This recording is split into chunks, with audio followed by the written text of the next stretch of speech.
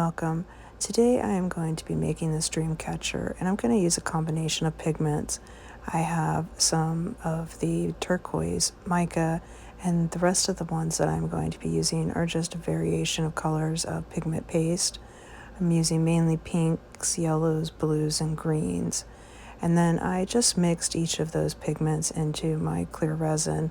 And I did mix up about 8 ounces of clear resin. The first piece of this mold takes about 6 ounces of resin. And I am also using some eye candy white just to give it some flow.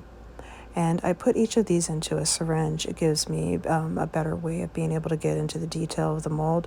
You can pour on the mold directly. The only thing is you won't be able to separate your colors the way I'm doing. They'll have a tendency to bleed together more if you're just direct pouring. This does take quite a bit of time to do it with the syringes, but it does give a nice effect in the end.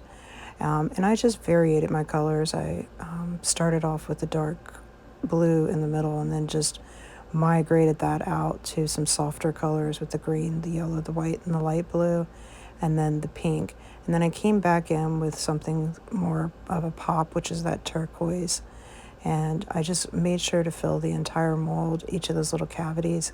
And then around the edge, I just used all of the colors that I had put into the middle around the sides, making sure to also get that detail on the hoops, because those will be what you actually extend your feathers from.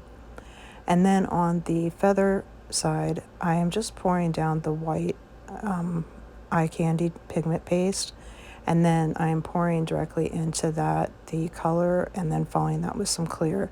I wanted to try to get some of the resin ice type effect on the feathers. I thought that that would look nice if I could do that. And then I'm also just filling the small Dreamcatcher that you use to also extend the feathers from. And then I allowed all of this to cure per the manufacturer's instructions, and then I was able to demold. And it came out of the mold pretty easy. And some of these, they really did get the effect nicely. And some of them, it wasn't as noticeable. But I think all in all, they turned out pretty nice. And once I had them all demolded, then I was able to look at the color scheme and patterns and decide how I wanted to lay that out. And I did switch it up a little, but this at least gave me an initial landing of where I would want to possibly put it. The mold that you receive only comes with the actual mold. It doesn't give you any string or beads or anything to actually make this Dreamcatcher. So I have had some twine and some beads. You can choose whichever ones you like, that I just strung myself. And I'm going to use those to actually attach the Dreamcatcher and put it together. It's really quite simple. You just thread through the holes that you made in the mold, and then you want to tie them off.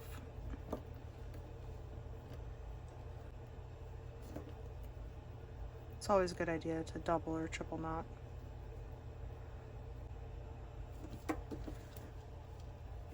And on the opposite end is where then you will hang whichever of your items you have. Now, this did come, the mold, it gives you, so you have 1, 2, 3, 4, 5, 6, 7, 8 places to put the feathers, but it only gives you 7 feathers. So I did make this one generic. It's just going to be a bead that hangs by itself without a feather. I have other feathers I could use. I did make more, but I'm going to just attach it like this and see if I like it. And if not, I can always add one of the other feathers later. But I did try to kind of coordinate the colors somewhat with the actual feather so that the beads would semi-coordinate.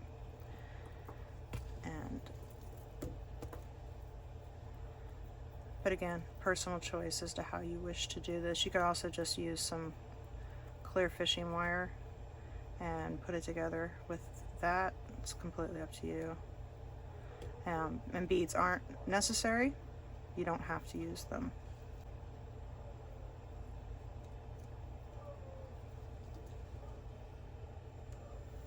And once you've actually attached that, you'll want to just cut off any excess.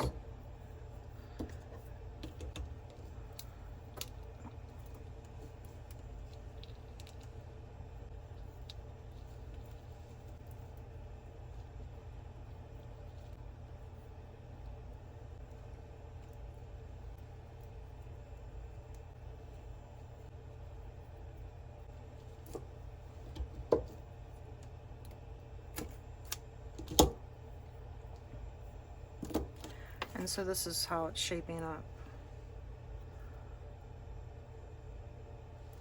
And you'll just continue until all of your feathers are on. I'm going to speed this up while I continue and finish attaching the rest of the feathers, so you don't have to watch this in real time.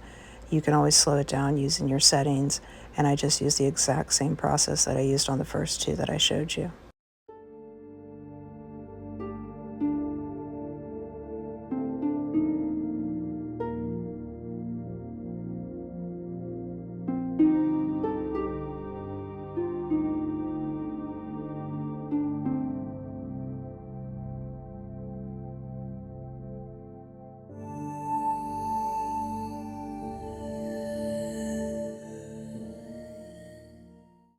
Once you get to the end, don't forget to add another piece of twine or whatever type of string that you're using to the top, so you have something to actually hang the Dreamcatcher from. And then you are finished, and this is the Dreamcatcher.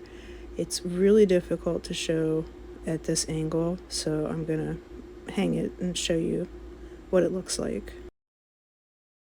Here you are. Here is the full view of the Dreamcatcher assembled.